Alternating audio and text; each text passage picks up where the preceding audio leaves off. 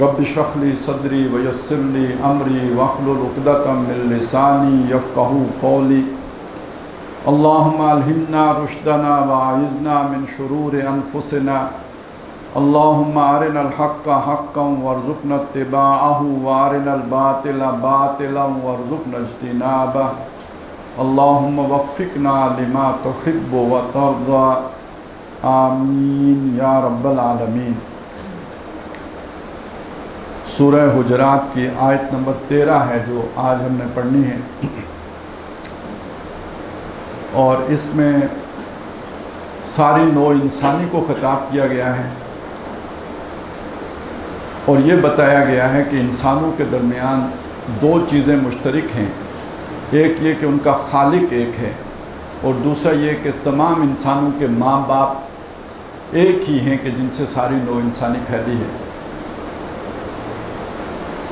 اور یہ جو انداز ہے، ذرا آپ اگر توجہ فرمائیں گے کہ اس سورہ مبارکہ میں اس سے پہلے جو خطاب کیا گیا ہے وہ اہل ایمان سے کیا گیا ہے۔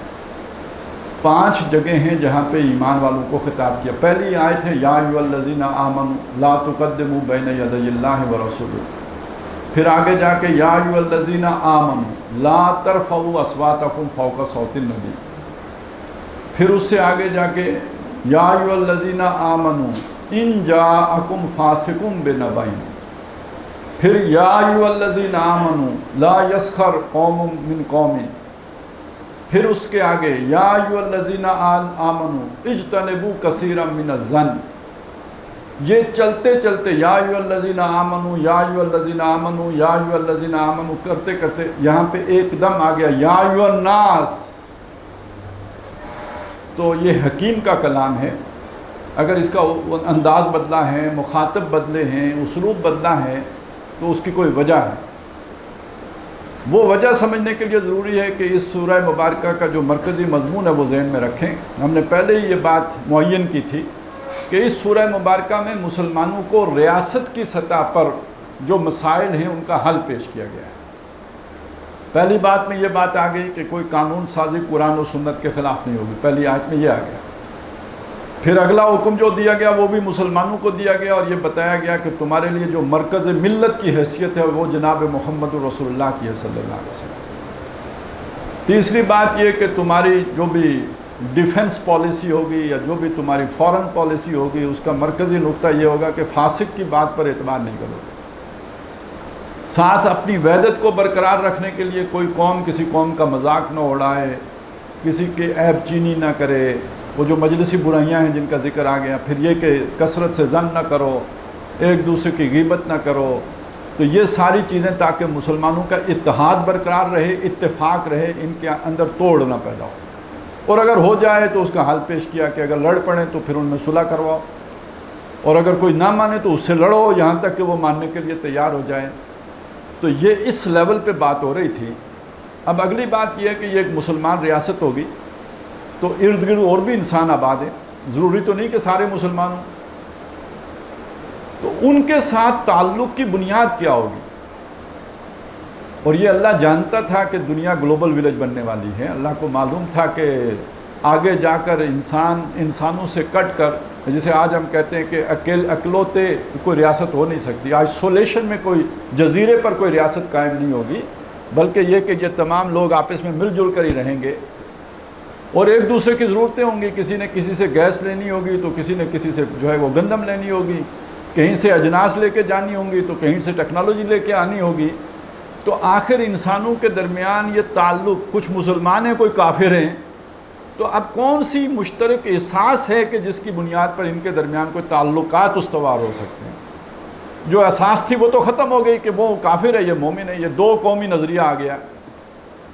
تو آیا یہ جو دو قومیں ہوں گی، ایک مسلمان امت ہے اور دوسری طرف ایک جو بھی غیر مسلم لوگ ہیں، تو ان کے درمیان کوئی تعلقات نہیں ہو سکتے یا ہو سکتے ہیں؟ تو اگر ہو سکتے ہیں تو اس کی بنیاد کیا ہے؟ تو وہ دو بنیادیں یہاں پر بتائی گئیں، اور اس لیے یہاں خطاب صرف مسلمانوں سے نہیں کیا گیا، تمام انسانوں سے کیا گیا۔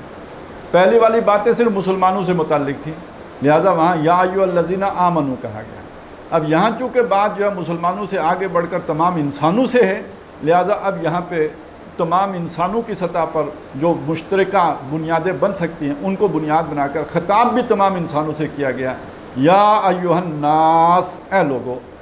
اور اس کے بعد جو دو وحدتیں بیان کی گئیں جن کی بنیاد پر انسان آپس میں مل جل کر رہ سکتے ہیں، ان میں سے پہلی یہ ہے کہ تمہارا خالق یہ ایک ہے، انا خلقناکم، تم خود نہیں پیدا ہوئے ہو، ہم نے تمہیں پیدا کیا ہے۔ اچھا، یہ صرف یہ جو دعویٰ ہے کہ ہم نے تمہیں پیدا کیا ہے، اور من ذکر و انثیٰ، ایک مرد اور ایک عورت سے پیدا کیا ہے، آدم علیہ السلام اور اماں حوا، جس کی ذرا تھوڑی تفصیل سورہ نساء میں آ گئی ہے۔ وہاں بھی انسانوں سے یا ایھا الناس انا خلقناکم من نفس واحدۃ، وہاں پہلے یہ کہا ہم نے تمہیں بنایا ایک جان سے، وخلق منہا زوجہا، اور اس سے بنایا یا ایھا الناس اتقوا ربکم الذی خلقکم من نفس واحدۃ، کہ اس رب کا تقوی اختیار کرو جس نے تمہیں تخلیق کیا ایک جان سے، وخلق منہا زوجہا، اور اس سے بنایا اس کی بیوی کو، اور پھر ان سے وبث منہما رجالا کثیرا ونساء، ان دو کے ذریعے سے اس نے کثیر تعداد میں زمین کے اندر مردوں اور عورتوں کو بکھیر دیا، پھیلا دیا۔ تو ابتدا تو اماں حوا اور حضرت آدم سے ہوئی ہے، یہ پہلا جوڑا ہے جو دنیا میں آیا ہے، اور اس سے یہ سارے انسان بنے ہیں۔ تو گویا سب کے ماں باپ ایک ہیں۔ کوئی گورا ہے تو اس کا بھی آخری جو ہے وہ سرا جا کے پہنچے گا آدم علیہ السلام تک، اور کوئی کالا ہے تو اس کا سرا بھی آدم علیہ السلام تک پہنچے گا اور اماں حوا تک پہنچے گا۔ کوئی عربی ہے یا کوئی اجمی ہے، دونوں کا سرا وہاں تک پہنچے گا، اور سب کو بنانے والی ذات اللہ تبارک و تعالیٰ کی ہے۔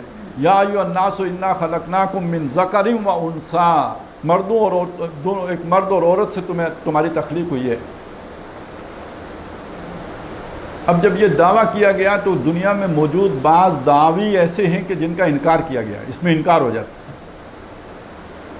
مثلا ہم جس خطے میں رہتے ہیں یہاں پہ پہلے ہی سے ایک نظریہ چلا آ رہا تھا کہ کچھ لوگ وہ ہیں کہ جن کو بھگوان نے سر سے پیدا کیا ہے، کچھ لوگ وہ ہیں کہ جن کو بھگوان نے سینے سے پیدا کیا ہے، بازو سے پیدا کیا ہے، کچھ وہ ہیں کہ جن کو پاؤں سے پیدا کیا ہے۔ اب یہ سب برابر تو نہیں ہو سکتے، جو سر سے پیدا ہوا وہ ظاہر ہے وہ سر سے پیدا ہوا ہے، جو پاؤں سے پیدا ہوا وہ ایک گھٹیا جگہ سے پیدا ہوا ہے، تو یہ دو تو برابر تو نہیں ہو سکتے۔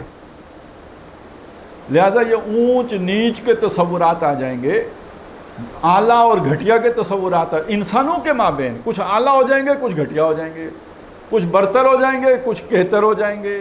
تو یہ تو اصل میں ان کی پیدائش کی وجہ سے اعلیٰ اور گھٹیا ہو گئے نا۔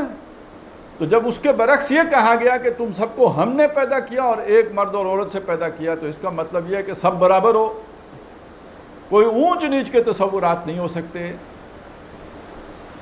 انسانوں کے درمیان اس بنیاد پر، نسل کی بنیاد پر، رنگ کی بنیاد پر، زبان کی بنیاد پر، نسب کی بنیاد پر کوئی اونچ نیچ کا کوئی پیمانہ نہیں بنایا جا سکتا۔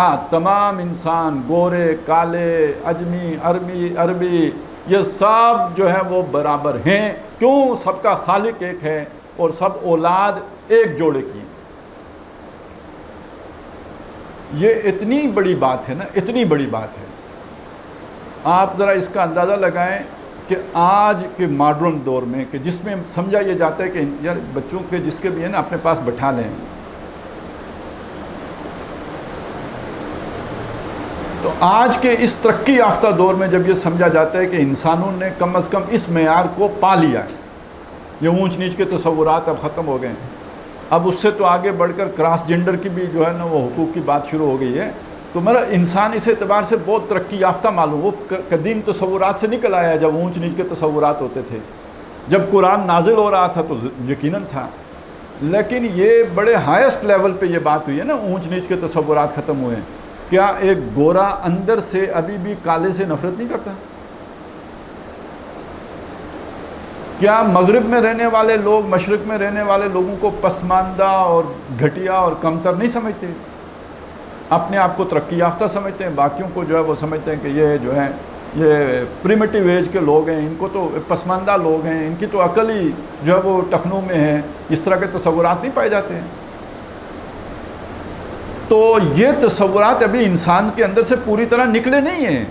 لیکن آپ سوچئے کہ قرآن مجید آج سے 1500 سال پہلے اس سطح پہ لے کے آ رہا ہے، اور یہ صرف یعنی زبانی کلامی باتیں نہیں ہیں، یعنی اس سے ایک ہوتا ہے نا واعظ کہہ دیا آپ نے، نصیحت کر دی، یہ نصیحت ہم آج بھی کر سکتے ہیں کہ دیکھیے یہ اونچ نیچ نہیں ہونی چاہیے، یہ گھٹیا اعلیٰ عرفہ یہ چکر نہیں چلنا چاہیے، لیکن اس کی بنیاد پر ایک معاشرہ قائم کر دیا، اور معاشرہ قائم کرنے کے بعد جس دن نبی صلی اللہ علیہ وسلم نے یہ پوچھا تھا کہ کیا میں نے تبلیغ دین کا حق ادا کر دیا، تو اس دن یہ بھی اعلان کیا تھا کہ آج کسی گورے کو کسی کالے پر، اور کسی کالے کو کسی گورے پر، اور کسی اجمی کو کسی عربی پر، اور کسی عربی کو کسی اجمی پر کوئی فضیلت حاصل نہیں ہے۔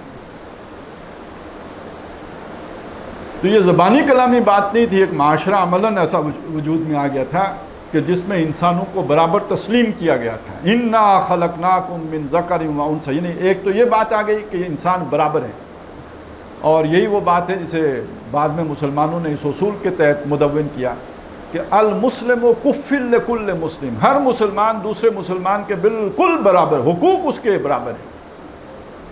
یہاں اس سے اگلی بات کی گئی ہے، آگے کی بات کی گئی ہے، ان شرف انسانیت کے اعتبار سے تمام انسان برابر ہیں۔ ہاں جب وہ آگے اگلی آیات میں آ جائے گا کہ جب کوئی شخص مسلمان ہو جاتا ہے تو جو اسلامی ریاست ہے اس میں اس کا سٹیٹس کوئی اور ہوتا ہے، جو مسلمان نہیں رہتا اس کا سٹیٹس کوئی اور ہوتا ہے، لیکن یہ سٹیٹس اس وجہ سے کہ ایک آدمی نے ایک حق کو قبول کیا اور دوسرے آدمی نے اس حق کو رد کر، اس وجہ سے یہ تبدیلی آئی ہے، وگرنہ کوئی بنیاد میں تبدیلی نہیں تھی جیسے سمجھا جاتا ہے کہ یہ سر سے پیدا ہوا اور یہ پاؤں سے پیدا، ایسی کوئی بات نہیں تھی، یہ تھے برابر۔ یہ نظریے کے فرق نے اونچ نیچ تھوڑی بہت پیدا کر دی ہے، ایک کے حقوق زیادہ کر دیے دوسرے کے کم کر دیے، وگرنہ یہ کہ یہ بالکل برابر تھے اپنی پیدائش کے اعتبار سے، کوئی گھٹیا اور کوئی برتر یہ تصور اسلام میں نہیں تھا، یہ سب ختم کر دیے اور عملاً ختم کر دیے۔ اِنَّا خَلَقْنَاكُم مِّن ذَكَرٍ وَأُنثَىٰ صرف الفاظ نہیں ہیں، محمد رسول اللہ صلی اللہ علیہ وسلم نے اس پر مبنی ایک معاشرہ قائم کیا ہے۔ تو گویا اس میں ایک طرف یہ ہمارے رہنمائی مل گئی کہ تمام انسانوں کے ساتھ تعلقات رکھنے کی جو بنیاد ہوگی وہ یہ دو وحدتیں ہیں، وحدت رب یا وحدت خالق اور وحدت ابوین، جو ماں باپ ایک ہیں سب کے، اس بنیاد پر آپ تمام انسانوں کے ساتھ تعلقات استوار کر سکتے ہیں۔ آپ کی خارجہ پالیسی کی بنیاد یہ اصول بن سکتا ہے، لیکن اس کے ساتھ ساتھ دوسری بات یہ کہ جو مسلمان ہیں، جیسے میں نے عرض کیا کہ اس ایک سماجی نظام کہ مسلمانوں کے سماجی نظام کے اندر کوئی اونچ نیچ کا تصور نہیں ہوگا۔ یہ جو بھی چیزیں آئی ہیں یہ بعد میں آئی ہیں کہ جس میں کچھ اسپیشل رائٹس ہو گئے، کچھ لوگوں کو دے دیے گئے، تو یہ جو تصور کچھ کو مسلی بنا دیا، کچھ کو سید بنا دیا، تو یہ تو ہندوؤں کی دیکھا دیکھی ہم نے کیا ہے نا، یہ اوریجنل اسلام میں یہ چیزیں نہیں تھی، یہ بعد میں آئی ہیں، اور اسی میں پھر یہ کہ فلاں کی فلاں سے شادی ہو سکتی ہے اور فلاں کی فلاں سے شادی نہیں ہو سکتی، یہ بھی اوریجنل اسلام کی بات نہیں ہے، یہ بھی ساری بات کی جو ہے پیدا کردہ چیزیں ہیں۔ آپ انہیں چاہیں تو نئی باتوں میں شامل کر لیں، چاہیں تو بدعات میں شامل کر لیں، لیکن اصل اسلام میں تمام انسانوں مسلمانوں کو برابر رکھا گیا۔ اچھا، اب اس میں چونکہ وہ برابری کی بات آئی ہے تو ایک اور بات بھی ہے، ہمارے ہاں اس برابری سے بعض لوگ بہت چڑ بھی کھاتے ہیں، اور چونکہ وہ جو میں نے بیان کی نا جو روایت خطبہ حجۃ الوداع کی، اس میں ایک بنیاد فضیلت کی بیان کی گئی ہے، الا بالتقوی، سوائے تقوی کے۔ اب دیکھیے جو پہلی بات آئی جو میں نے عرض کی وہ کیا تھی کہ تمام انسان برابر ہیں لیکن ایمان کے فرق سے اونچ نیچ ہو جائے گی، تو وہ تقوی اصل میں ایمان ہے، یعنی انسان سارے برابر تھے، لیکن یہ کہ یہ جو مسلمانوں کو فضیلت حاصل ہو گئی یہ اس وجہ سے حاصل ہوئی کہ انہوں نے اس حق کو قبول کیا ہے، قرآن کو مانا ہے، اسلام قبول کیا ہے، اللہ کو تسلیم کیا، اللہ کے رسول کو تسلیم کیا ہے۔ تو جو قانون کی سطح پر فرق پیدا ہوا وہ صرف مسلمان اور کافر کے درمیان پیدا ہوا ہے، خود مسلمانوں کے اندر کوئی اونچ نیچ کا تصور نہیں پیدا ہوا۔ اب اس سے یہ سمجھ لینا کہ بھئی ایک آدمی کا تقویٰ زیادہ ہے وہ تہجد گزار ہے، اور دوسرا آدمی جو ہے اس کا تقویٰ کم ہے وہ صرف 5 وقت کی نماز پڑھتا ہے، لہٰذا جو ہے وہ اگر ایک باپ کے 2 ایسے بیٹے ہیں تو جو تہجد گزار ہے وہ اس کی 3 روٹیاں کھانے کا حق ہے، اور جو نمازی ہے اس کو 2 روٹیاں کھانے کا حق ہے۔ تو ایسا کوئی تصور اسلام میں نہیں ہے، وہ بلکہ یہ کہ ایک اگر بالکل ہی نماز نہیں پڑھتا، سرے سے کفر نہیں کرتا، نماز کا انکار نہیں کرتا، نماز پڑھتا نہیں ہے، گناہ کبیرہ کا مرتکب ہے، تو باپ کے مرنے پہ وراثت اگر تقسیم ہوگی تو دونوں کا حصہ برابر ہوگا. یہ نہیں کہ تہجد گزار کو زیادہ ملے گا اور جو بے نمازی ہے اس کو کم ملے گا، نہیں، وہ قانونی حقوق دونوں کے برابر ہیں. اب یہاں سے ایک نئی بات پیدا ہوئی. وہ نئی بات یہ ہے، وہ چونکہ علامہ اقبال نے بھی وہ بات کہی ہے کہ یہ جو جمہوری نظام کے اوپر انہوں نے نقد کی ہے، اور چونکہ اب بھی بہت سے لوگ ایسے ہیں کہ جو بہرحال یہ تصور رکھتے ہیں کہ یہ بہت بڑا شرک ہے، واقعی شرک بنتا ہے لیکن وہ حاکمیت کے ساتھ بنتا ہے، لیکن اس کے ساتھ جو اور چیزیں جڑ کے آ گئی ہیں، جیسے کہ یہ ایک بات ہے کہ بندوں کو گنا کرتے ہیں تولا نہیں کرتے. تو اس سے یہ سمجھا گیا کہ یہ ووٹ دینا ہی گویا حرام ہونا چاہیے، یہ ووٹ دینے کا حد تو یہی شرک ہے. تو اس بات کو سمجھ لیجئے کہ اسلام نے جب قانونی حقوق برابر رکھے ہیں تو ایسا نہیں ہو سکتا کہ عالم کو حق ہو کہ وہ 2 ووٹیں دے اور جو عام آدمی ہے اس کو ہم حق دیں کہ تم صرف 1 ووٹ دے سکتے ہو، اور اس کے بعد عورتوں کے بارے میں کہیں یہ تو آدھا ووٹ دیں گی، 2 عورتوں کا مل کے 1 ووٹ شمار ہوگا. یہ پھر نہیں ہو سکتا.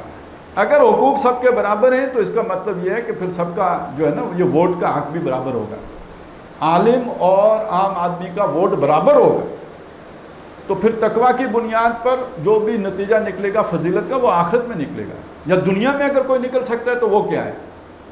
وہ سمجھ لیجئے وہ یہ ہے کہ جس نے ووٹ دینا ہے اس پر لازم ہے کہ تقویٰ کو دیکھ کر دے. جس کو وہ سمجھے کہ اس میں تقویٰ زیادہ ہے پھر اس کو دے.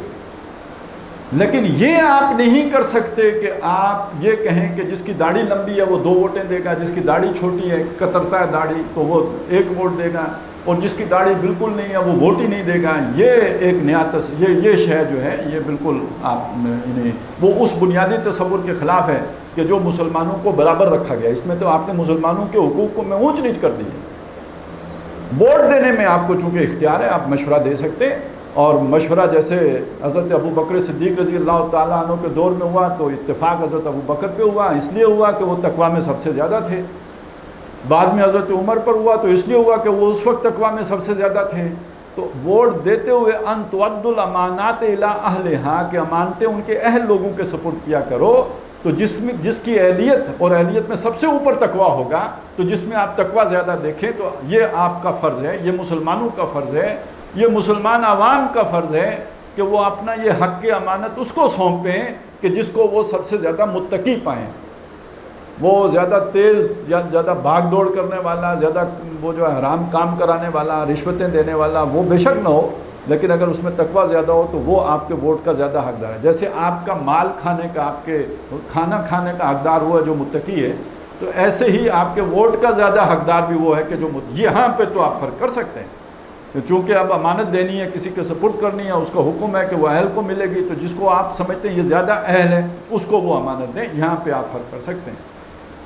لیکن وہ ووٹ دینا ایک بیسک رائٹ ہے، اس کے اندر اونچ نیچ نہیں کر سکتے کہ اس کو حق ہے اور اس کو حق نہیں ہے، اور یہ دے سکتا ہے اور یہ نہیں دے سکتا، اور اس کے ووٹ کے پوائنٹ 4 ہیں اور اس کے ووٹ کے پوائنٹ 3 ہیں. یہ نہیں ہو سکتا. یہ اگر آپ نے کیا تو اس اونچ نیچ کے اس اصول کو آپ جو تھا یہ ختم کرنے والا، یہ ختم نہیں کیا بلکہ برقرار رکھا. یہ اس آیہ مبارکہ کے خلاف چلا جائے گا.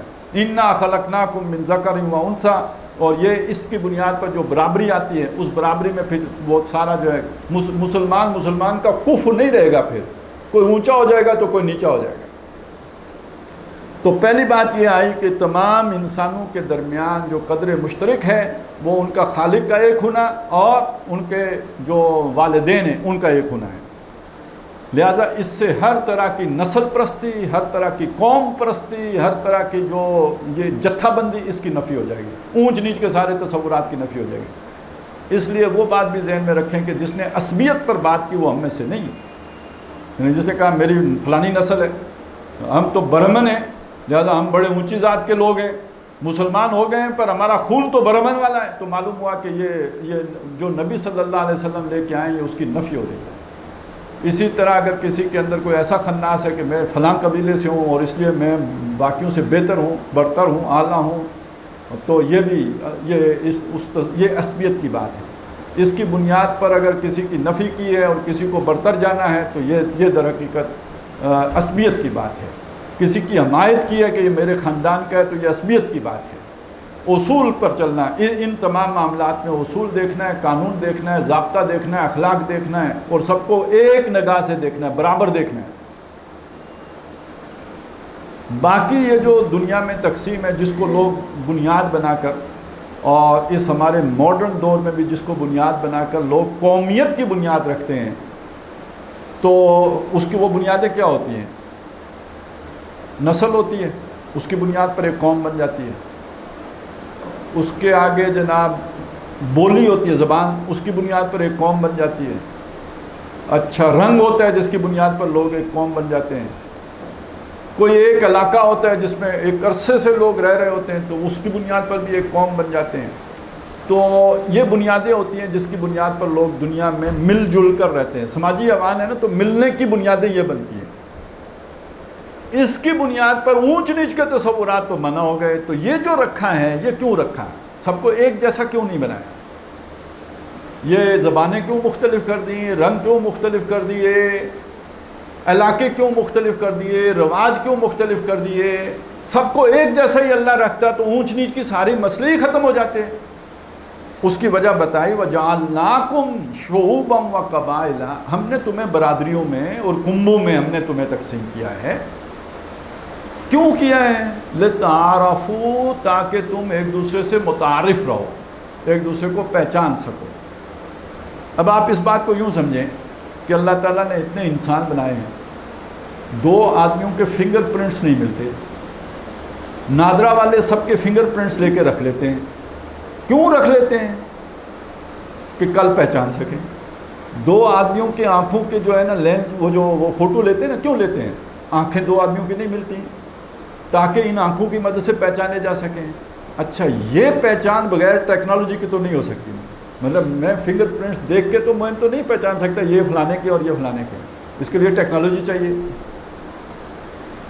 تو اس سے اوپر پہچان کا ایک اور معیار رکھ دیا جو بغیر ٹیکنالوجی کے بھی سمجھ میں آ جاتا ہے. دور سے دیکھ کے پتہ لگتا ہے اے جاپانی بندہ لگ رہا ہے، دور سے دیکھ کے پتہ لگ جائے گا یہ چینی ہے، انہیں پتہ لگ جائے گا یہ ہندی ہے.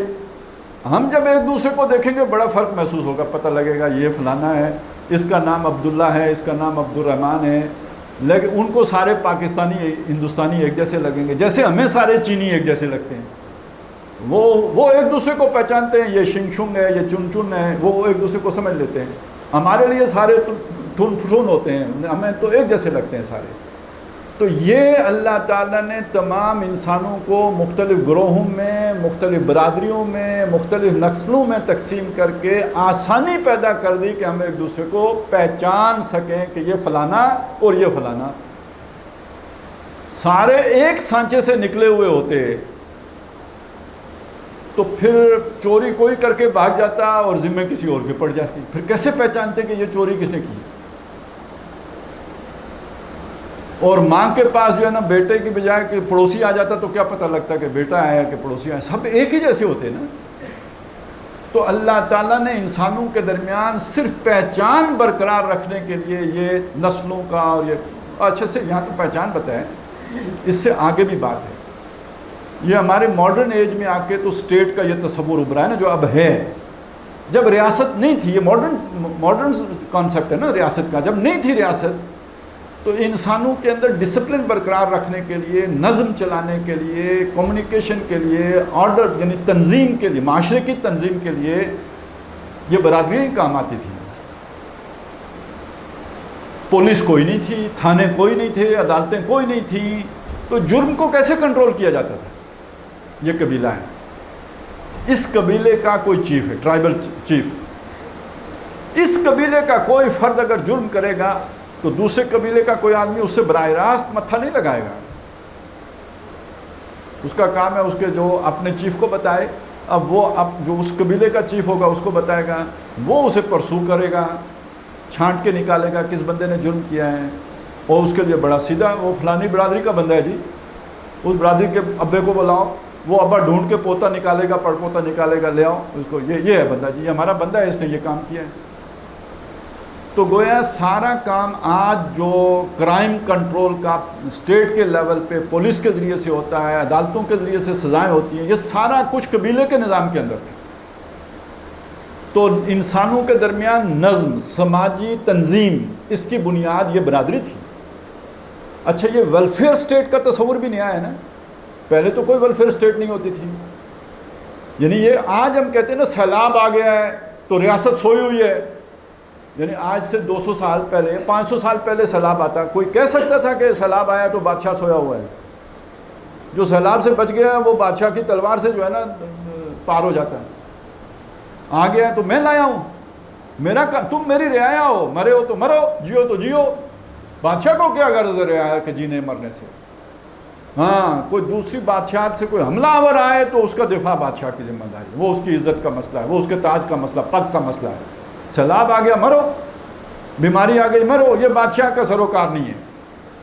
کچھ کر گزرے تو بڑی اچھی بات ہے، کوئی نہریں بنا دے جیسے فرعون نے بنا دی تھی، بڑا احسان ہے.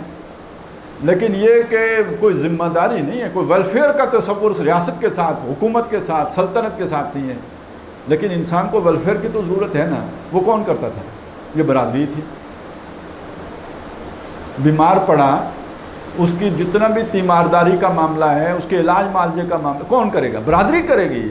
یعنی جو جس سطح پہ آج آ کے ریاست کھڑی ہو گئی ہے، پہلے اس سطح پہ برادری تھی. تو گویا برادری کا کام صرف ایک تعارف ہی نہیں تھا، برادری کا کام پروٹیکشن دینا بھی تھا. برادری تحفظ بھی دیتی تھی. والفصیلۃ التی تووی، وہ جو آتا ہے نا کہ یوم یفر المرء من اخیہ، وہ جو آخرت کا دن ہوگا تو انسان بھاگے گا، اپنے بھائی سے بھی بھاگے گا، اپنی ماں سے بھی بھاگے گا، اپنے باپ سے بھی بھاگے گا، بیٹے سے بھی بھاگے گا، اور اس قبیلے سے بھی بھاگے گا جو اس کو پناہ دیتا تھا. یعنی نبی صلی اللہ علیہ وسلم کی جو مخالفت ہو رہی تھی تو آپ کو پناہ کس نے دی ہوئی تھی؟ ابو طالب نے. ابو طالب صرف آپ کے چچا نہیں ہیں، بنو ہاشم کے چیف بھی ہیں. نبی صلی اللہ علیہ وسلم پر ہاتھ ڈالنے کا مطلب ہے پورے بنو ہاشم کی طاقت کو چیلنج کرنا. اور یہ بنو ہاشم کی قومی غیرت ہوگی کہ وہ اپنے بندے کے لیے کھڑے ہوں، کیونکہ ان کا چیف کہے گا تو وہ کھڑے ہوں گے. یہ ایک مکے میں ایک خانہ جنگی شروع ہو جائے گی، اس لیے حضور پر ہاتھ کوئی نہیں ڈال سکتا. ابو طالب نے پروٹیکشن دی ہوئی ہے محمد رسول اللہ کو صلی اللہ علیہ وسلم، اور وہ ان کے قبیلے کے چیف ہیں، تو پورا قبیلہ ان کے پیچھے ہے. جیسے آج ریاست جو ہے اپنے شہری کو تحفظ دیتی ہے، کمزور ریاست تو ہماری جیسے تو اپنے شہری امریکیوں کو بیچ بھی دیتی ہے. لیکن یہ کہ ویسے ریاست کا کام اپنے شہری بیچنا نہیں ہوتا، اپنے شہریوں کو تحفظ دینا ہوتا ہے. یہ کام پہلے برادری کرتی تھی، اور برادری میں شاید پوری تاریخ میں کوئی ایسا چیف نہیں پیدا ہوا ہوگا کہ جس نے اپنا بندہ بیچا ہو. وہ تو اپنی گردن کٹوا دیتے تھے، بندہ نہیں بیچتے تھے. اور اچھا یہی قبائلی نظام کسی نہ کسی درجے میں افغانستان میں تھا. انہوں نے اسامہ نہیں دیا، حکومت ختم کرا لی، سب کر لیا، بندہ نہیں دیا، کیونکہ قبیلہ پھر اپنے بندے کی حفاظت کرتا ہے، جس کو پناہ دے دے اس کی بھی حفاظت کرتا ہے. موتم بن عدی جو تھا وہ کوئی بنو ہاشم میں سے تو نہیں تھا، قبائلی ایک سردار تھا، اس کے اپنے 11 بیٹے تھے. تو جب ابو طالب کا انتقال ہو گیا تو ان کی جگہ پہ اب ابو لہب قبیلے کا چیف ہو گیا. تو پروٹیکشن اٹھا دی اس نے، نبی صلی اللہ علیہ وسلم کی پروٹیکشن ابو لہب نے اٹھا دی کہ اب ہم نہیں تحفظ دیتے. تو آپ صلی اللہ علیہ وسلم گئے ہیں طائف کہ شاید وہاں سے پروٹیکشن مل جائے. یہ جو نصرہ کا تصور لوگ لیتے ہیں نا، یہ اصل میں نصرہ اس لیے نہیں تھی کہ آپ ہماری فوج کا حصہ بنیں اور ہمیں اقتدار لے کے دیں. یہ پروٹیکشن طلب کرنا تھا، حفاظت طلب کرنا تھا کہ وہ حفاظت جو پہلے کر رہے تھے بنو ہاشم اب وہ نہیں کر رہے، تو کوئی دوسرا پروٹیکشن کرے گا تو میں جیوں گا نا، نہیں تو یہ تو مجھے مار دیں گے. وہاں سے نہیں ملی. آپ صلی اللہ علیہ وسلم واپس آئے، آپ نے مختلف جو بھی اس طرح کے مؤثر لوگ تھے ان کو پیغامات بھیجے. ان میں سے ایک تھا موتم بن عدی، اس نے آپ کی بات کو مانا. وہ آیا ملنے، اس نے کہا کہ جی میں آپ کو پروٹیکشن دیتا ہوں. حضور مکے میں داخل نہیں ہو سکتے تھے اس لیے کہ آپ کو تحفظ حاصل نہیں ہے. تو آپ صلی اللہ علیہ وسلم نے فرمایا کہ ٹھیک ہے تم آؤ اور مجھے لے کے جاؤ. میں نے صرف تمہاری زبانی دعوے پر میں مکے میں داخل نہیں ہوں گا، تم آؤ گے مجھے ساتھ لے کے جاؤ گے. تو وہ پھر اپنے سارے بیٹے لے کے آیا اور حضور صلی اللہ علیہ وسلم کو اپنی حفاظت میں لے کے مکے میں داخل ہوا اور اعلان کیا کہ آج سے حضور میری حفاظت میں ہیں. تو قبیلوں کا ایک کام یہ بھی تھا. یہ تو بڑا ماڈرن تصور ہے کہ اب ریاست کی سطح پر ایک عام شہری کو تحفظ مل گیا، اور اس کا فائدہ یہ ہوا کہ اس زمانے میں برادری والا بندہ جو ہے اس کو تو تحفظ حاصل تھا. جس کی برادری نہیں ہے، حضرت بلال، اس کو مارو، اس کو پیٹو، اس کے ساتھ جو مرضی کرو، اس کو تحفظ دینے کوئی نہیں آئے گا. خباب ابن الارت، ان کی برادری نہیں ہے، ان کے ساتھ جو سلوک ہو ان کو کوئی کچھ نہیں کر سکتا. اب جو ریاست بنی ہے اس سے بالا تر کیوں ہے؟ ہم اس کو ایوالوڈ اور ترقی یافتہ کیوں مانتے ہیں؟ اس لیے مانتے ہیں کہ یہ برادری کی سطح سے اوپر اٹھ کے ہر شہری کو پروٹیکشن دیتی ہے. تو گویا جو اسلام کا اصول تھا اس کے قریب تر تو یہ ماڈرن کانسیپٹ آف اسٹیٹ ہے نا، کہ جس میں ہر شہری کو برابر سمجھ کر اس کے تحفظ کا سامان کیا گیا ہے. وہ علیحدہ بات ہے کہ ہوتا کیا ہے پھر وہ تو ہماری اصل میں کردار سازی نہیں ہوئی ہوتی نا. پھر ہمارے پولیس کا محکمہ بھی ایسا ہی ہوتا ہے، پھر ہماری عدالتیں بھی ایسی ہی ہوتی ہیں، ہمارے وکیل بھی ایسے ہی ہوتے ہیں، قانون بھی ہمارے ایسے ہی ہیں. اس وجہ سے گڑبڑ ہوتی ہے، لیکن اصول کے درجے میں تو باتیں ساری تسلیم کر دی گئی ہیں. تو اس وجہ سے ایک بات اور بھی سمجھ لیجئے کہ ایک بات کہی جاتی ہے، اقبال جیسے لوگوں نے ہی کہی ہے، اور کوئی کیسے کہہ سکتا تھا کہ اس زمانے میں یہ جو کوئی خیر آپ کو نظر آتا ہے، کوئی بھلائی نظر آتی ہے، کوئی اچھی بات آپ کو نظر آتی ہے، تو اصل حقیقت یہ ہے کہ یہ محمد الرسول اللہ ہی کی دین ہے. جہاں تک انسان نے کوئی اچھی باتیں سیکھی ہیں یہ محمد الرسول اللہ کا پڑھایا ہوا سبق ہے. فرماتے ہیں ہر کجا بینی جہان رنگ و بو، اس جہان رنگ و بو میں جو کچھ بھی تمہیں دکھائی دے رہا ہے، کوئی اچھی بات، بھلی بات، کوئی ترقی کی بات، آنچ از کش بروید آرزو، یہ سب کا سب محمد الرسول اللہ صلی اللہ علیہ وسلم کی جو تعلیمات ہیں اس سے اس نے نمو پائی ہے. اور یہ کہ یہ تو انسانیت ابھی حضور کی تلاش میں ہے. جو بھی اس وقت جد و جہد ہے اور کوشش ہے، یہ جو کچھ ملا ہے یہ حضور کی سے ادھار مستعار لیا ہوا ہے، یا ہنوز اندر تلاش مصطفیٰ است، یا انسانیت ابھی بھی محمد الرسول اللہ کی تلاش میں سرگرداں ہے. یہ جو کوششیں ہو رہی ہیں، یعنی ترقی کی طرف جو سفر ہے، یہ در حقیقت محمد الرسول اللہ ہی کی طرف سفر ہے.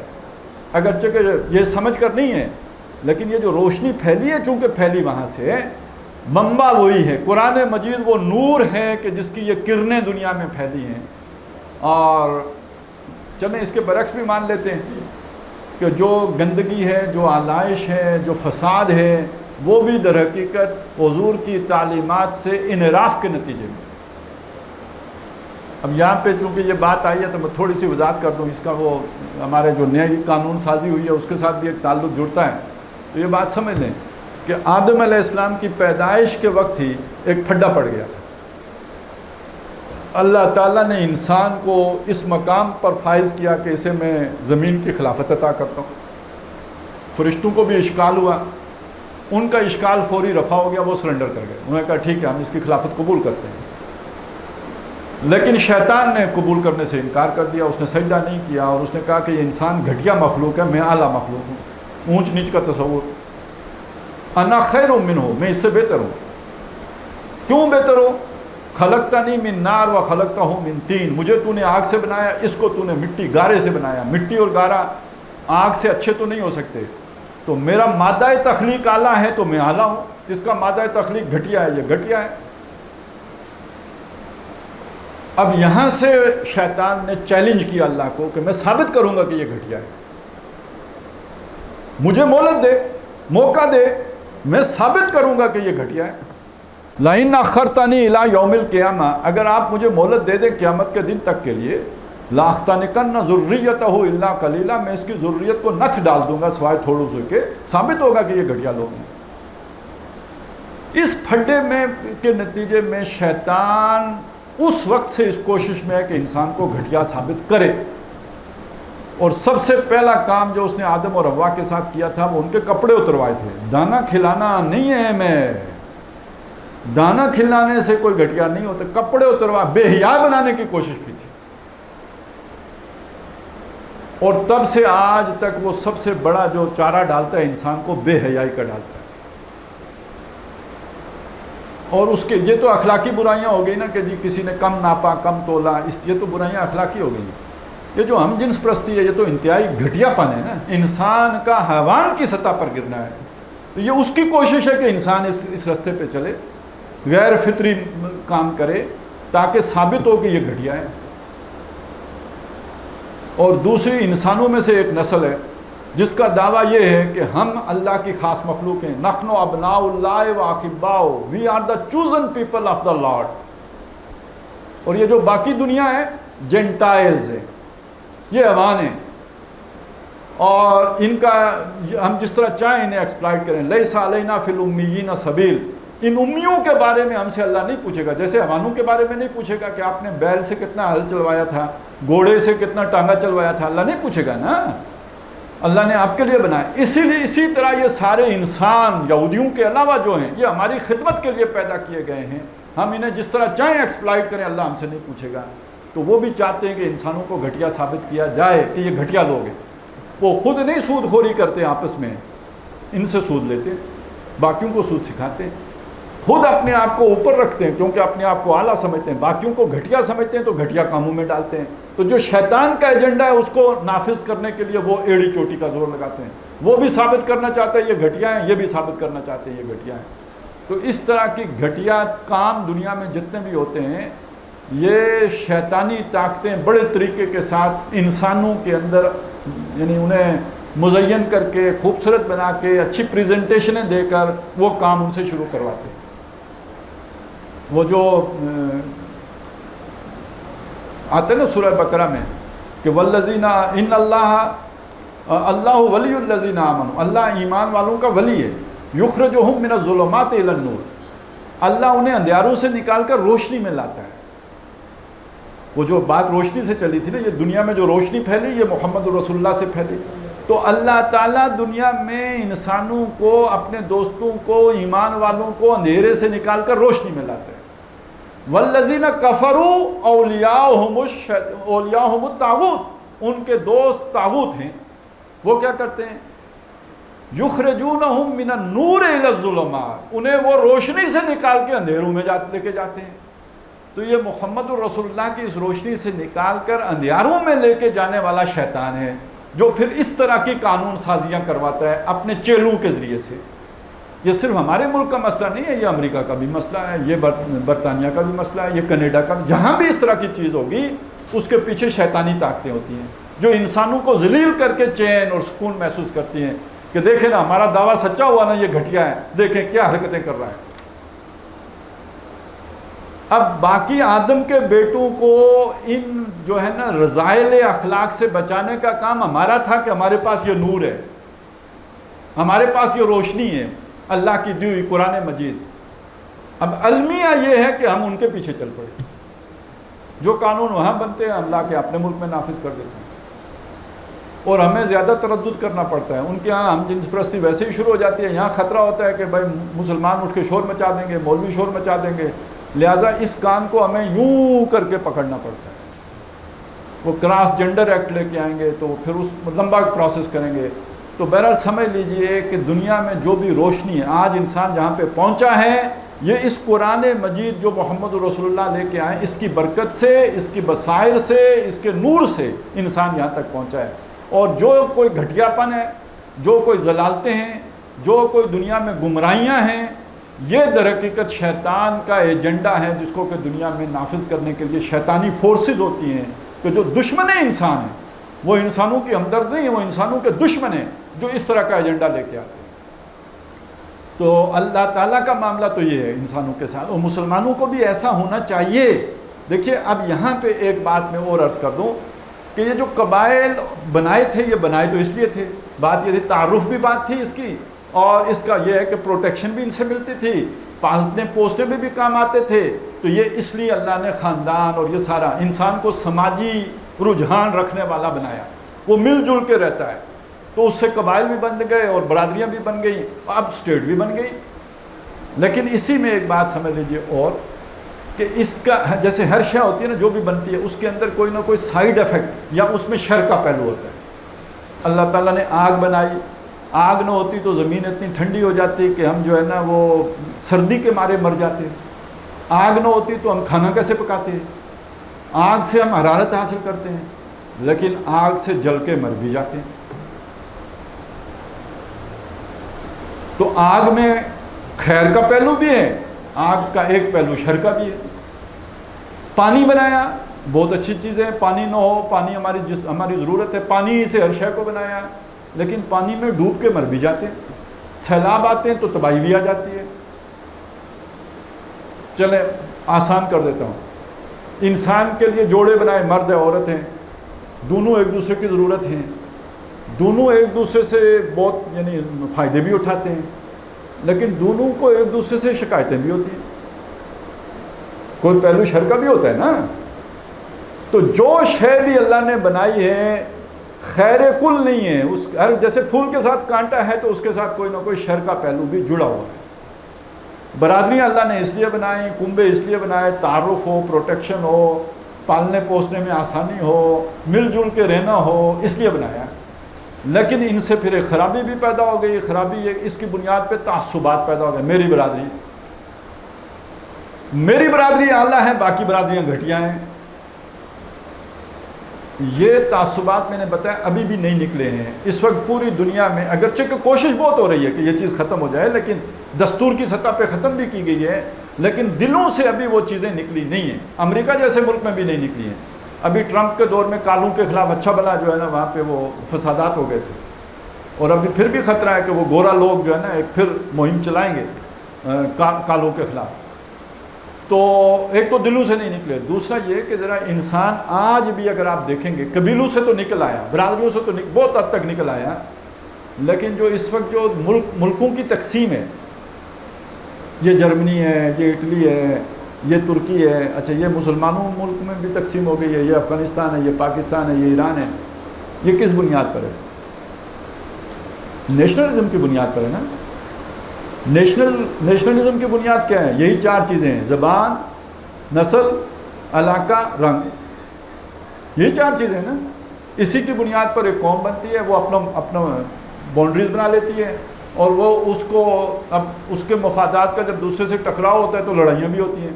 ورلڈ وار 1، ورلڈ وار 2، اب کہتے ہیں ورلڈ وار 3 جو ہے اس کے لیے تیاریاں کرو، سر پہ کھڑی ہے، وہ کہیں نہ کہیں سے کوئی نہ کوئی جو ہے چنگاری کہیں نہ کہیں سے پھوٹ پڑتی ہے۔ خطرہ ہے ورلڈ وار 3 ورلڈ وار کا، جو کہتے ہیں زیادہ بلڈیسٹ ہوگی، زیادہ خون ریزی اس میں ہوگی۔ کیوں ہوگا یہ سب؟ یہ علیحدہ علیحدہ ملکوں کی تقسیم ہے۔ بھائی دنیا اگر آپ کہتے ہو گلوبل ولیج بن گئی ہے، یعنی جیسے گاؤں ہوتا ہے، تو گاؤں میں تو ایک قبیلہ ہوگا، برادری ہوگی تو امن ہوگا نا۔ گاؤں میں چودھری 2 ہوں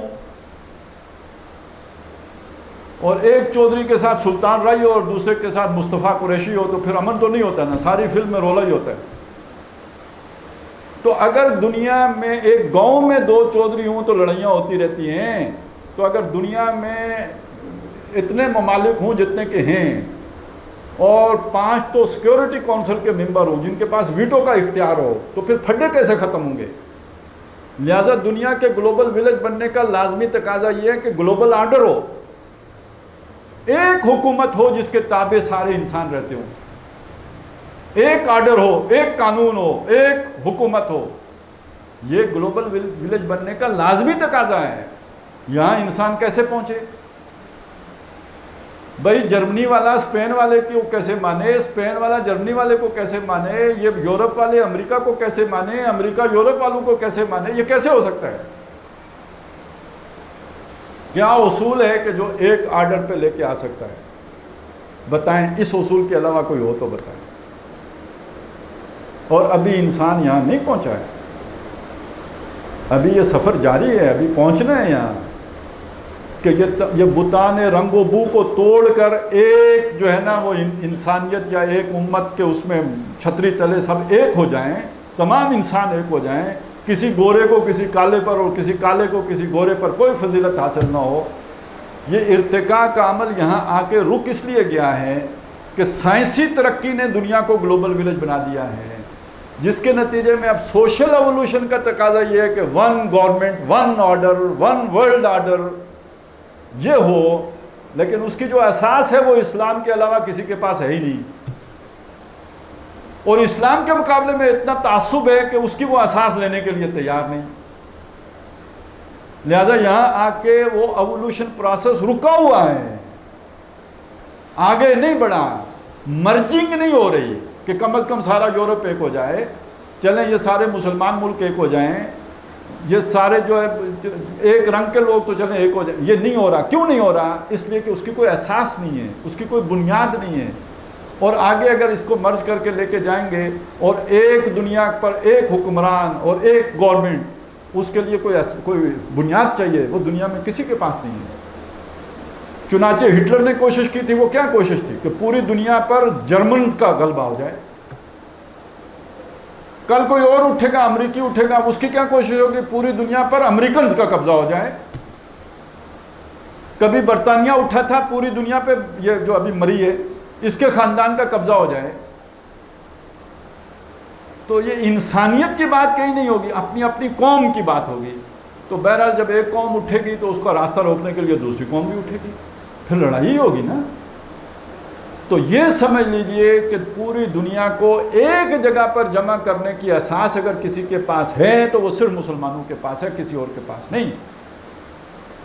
جو دنیا پر مسلط شیطان ہیں وہ تو ادھر آنا نہیں چاہتے، اور ہم مسلمان اتنے نالائق ہیں کہ ہم دنیا کی عوام کو یہ بتا نہیں پا رہے کہ یار وہ اساس ہمارے پاس ہے، یہ خزانہ ہمارے پاس ہے، ہم بتائیں کیا؟ بلکہ ہم اس خزانے کے آگے سانپ بن کر بیٹھے ہوئے ہیں.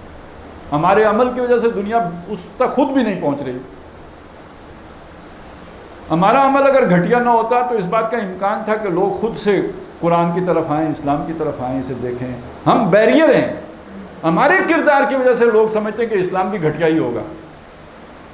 اس چیز کو سمجھ لیجئے کہ یہ بہت اہم بات ہے جو یہاں پہ آئی ہے. یہ پوری انسانیت کو جوڑنے والی بات ہے. اس وجہ سے جو اس سے پہلے کہا یا ایھا الذین آمنوا یا ایھا الذین آمنوا یا ایھا الذین آمنوا، اچانک یہاں آ کے یا ایھا الناس سے بات کر لی گئی کہ یا اب تمام انسانوں سے بات ہو گئی ہے. اور اسی سے یہ بات بھی کھلتی ہے کہ یہ اللہ کا کلام ہے.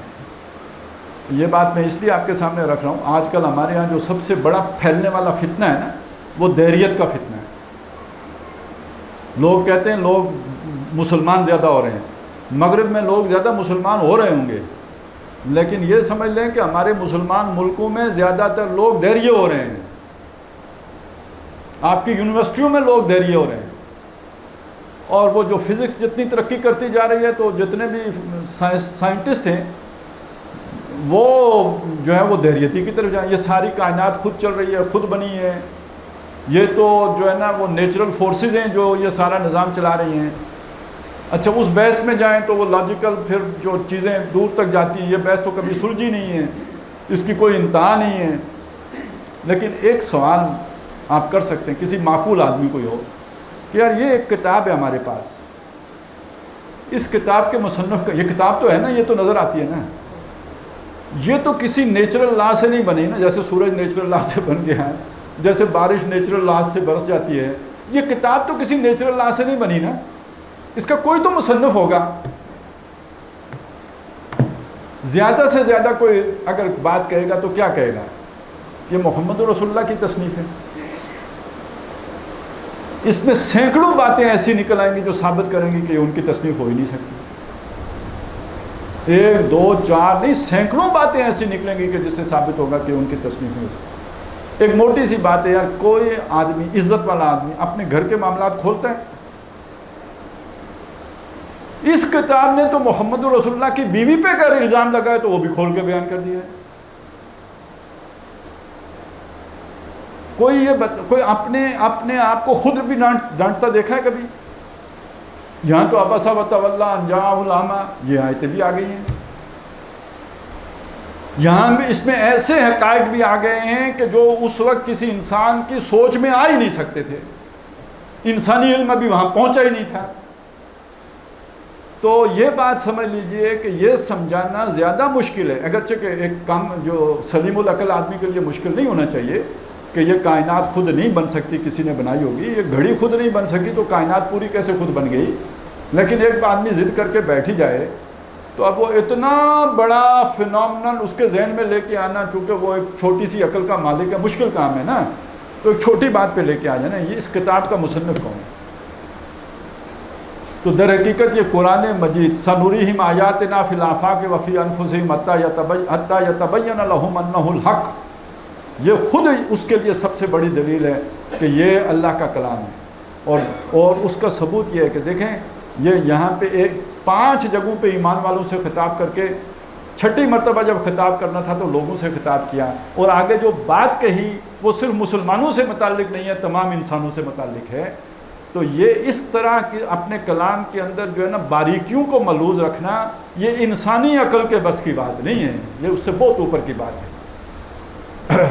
تو یا ایھا الناس انا خلقناکم من ذکر و انثی وجعلناکم شعوبا وقبائل لتعارفوا ان اکرمکم عند اللہ اتقاکم، بے شک تمہارے اللہ کی نظر میں تم میں سے اکرام والا، عزت والا، مقام والا، مرتبے والا وہ ہے جو تم میں سب سے زیادہ متقی ہے۔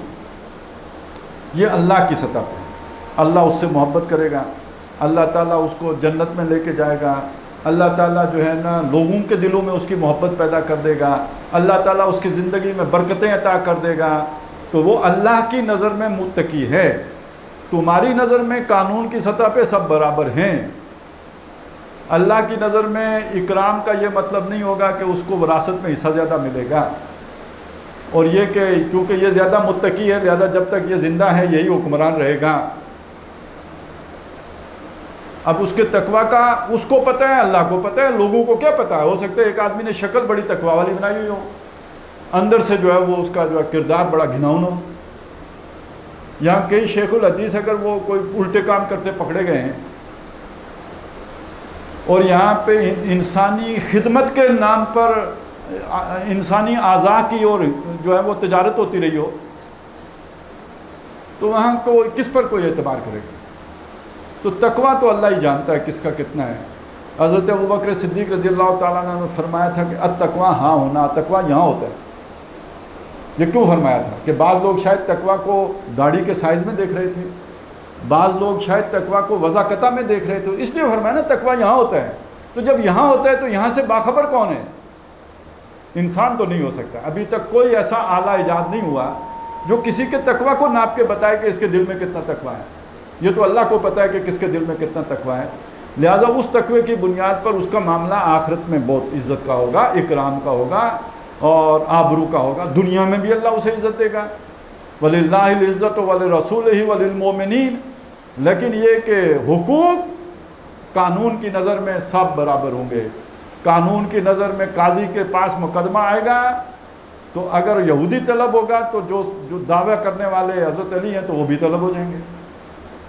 یہ نہیں ہوگا کہ چونکہ یہ حضرت علی ہیں لہذا ان کو بلانے کی ضرورت ہی نہیں ہے، اور حضرت علی کو بھی اپنا دعویٰ ثابت کرنے کے لیے گواہ پیش کرنے پڑیں گے، ان کا ذاتی بیان کفایت نہیں کرے گا۔ یہ اس سطح پہ آ کے تقویٰ کام نہیں آئے گا، یہاں پہ قانون کی بات چلے گی، قانون بالا تر ہوگا، اور قانون کی نظر قانون اندھا ہوتا ہے، وہ متقی اور فاسق کو برابر دیکھتا ہے۔ وہ اندھے کی لاٹھی ہے، اس میں متقی اور فاسق برابر ہو گئے، اس میں کوئی وہ نہیں رہا۔ ہاں کسی نے کوئی حد پامال کر دی تو وہ جو حد اس پر لگے گی وہ پھر اس سے اسے گلو خلاصی نہیں ہو سکتی۔ تو ان اکرمکم عند اللہ اتقاکم ان اللہ علیم خبیر، بے شک اللہ کو علم بھی ہے، وہ باخبر بھی ہے۔ کون کتنا متقی ہے یہ اللہ کا اس کو پتہ ہے، وہی اس کا فیصلہ کرے گا، ہمیں نہیں پتہ، لہذا ہم اس کا فیصلہ بھی نہیں کر سکتے۔ تو اس آیہ کریمہ میں یہ اہم اصول بھی آ گیا کہ تمام نوع انسانی آپس میں کن بنیادوں پر جڑ سکتی ہے، اتفاق ہو سکتا ہے، تعلقات کی بنیاد اور اساس کیا بن سکتی ہے، اسلامی ریاست دوسری ریاست کے ساتھ تعلقات کن اصولوں پر استوار کر سکتی ہے۔ یہ بات بھی سامنے آ گئی کہ اسلامی ریاست کے اندر سماجی نظام کس اصول پر استوار ہوگا، اور وہاں اونچ نیچ کے تصورات پر یہ آیت کیسے تیشہ بن کے گرے گی۔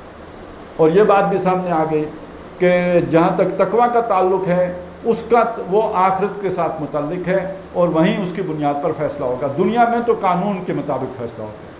اللہ تعالیٰ ہمیں اس تصور کو ہمارے ذہن میں جو ہے وہ جگہ عطا فرمائے بیٹھے، اور اس کی بنیاد پر ہم ایک معاشرہ تشکیل دینے کے لیے جد و جہد کریں، آگے بڑھیں۔